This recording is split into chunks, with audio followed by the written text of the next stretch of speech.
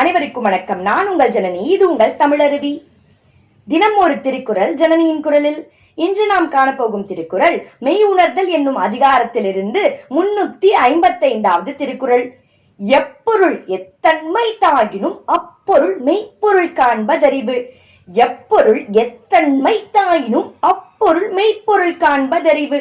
இக்குறளின் அர்த்தம் என்னவென்றால், எந்த பொருளாக இருந்தாலும், அது எந்த தன்மையுடையதாக இருந்தாலும், அதன் உண்மைத்தன்மையை உணர்ந்து செயல்படுபவரே உண்மையான அறிவுடையவராக கருதப்படுகிறார். நாம் யாரும் வெளித்தோற்றத்தை மட்டும் கண்டு ஒருவர் சொல்வதை கேட்டு ஒரு பொருளை நம்பிவிடக்கூடாது, ஒரு செயலையும் செய்யக்கூடாது.